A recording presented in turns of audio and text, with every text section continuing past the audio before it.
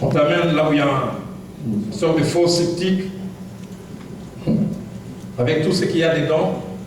Ce sont les premières minutes qui seront difficiles. Si vous y restez 1 heure, 2 heures, 3 heures, vous vous habituez à ces parfums. C'est finalement quelqu'un qui vient de l'extérieur qui se demande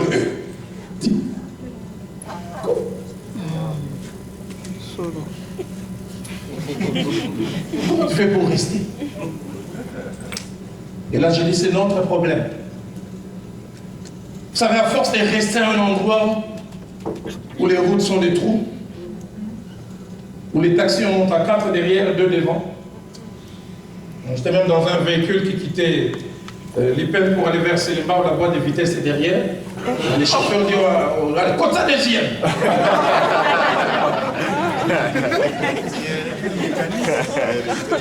Mais là, tu cherches à vous verrez des choses.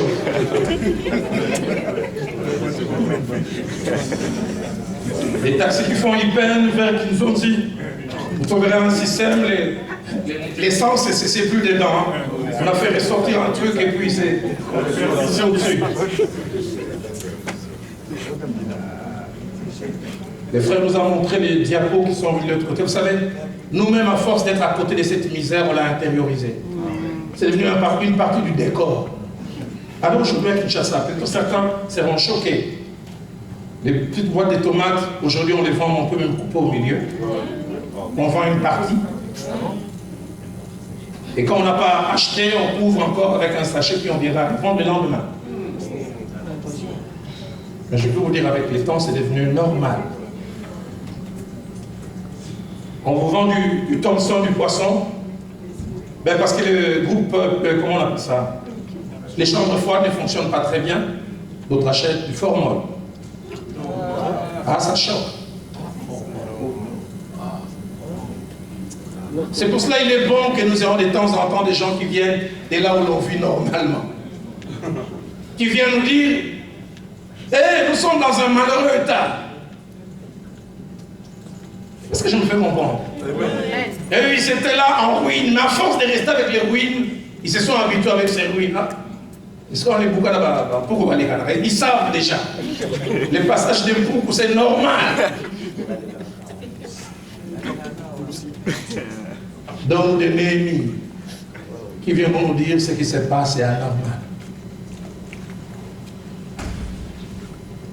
Allez à Kinshasa, vous trouverez déjà à Kinshasa, où il n'y a plus de bancs. Quand les écoles étaient normales, nous étions sur des bancs normaux. Aujourd'hui, les enfants peuvent s'asseoir à 5 en essayant de vaincre les lois de la physique pour technique. Néhémie dit, voyez les malheureux états où nous sommes. Jérusalem est détruite et ses portes sont consumées par le feu.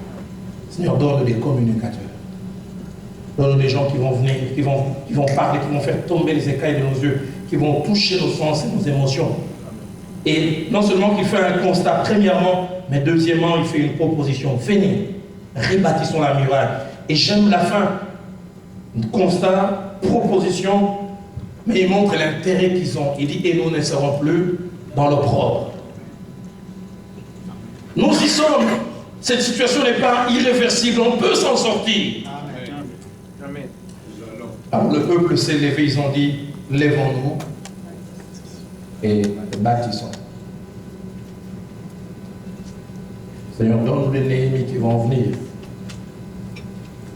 Mais les Néhémies ont toute la force intellectuelle, ils ont les moyens, mais ils n'ont pas de la force physique. C'est la suite. Lui a amené les idées, les moyens, mais sur terrain, le travail a été fait par tout le monde. Et j'aime à la fin quand elle est dit au bout de 52 jours, la muraille fut rebâtie. Quelle fierté. Mais j'aimerais terminer avec cette dernière pensée avant que nous puissions prier spécialement par rapport à cela. Si vous les savez, alors je vous les rappelle. Si vous ne les savez pas, je vous informe. Il y a des gens qui ne veulent pas que nos murailles soient rebâties.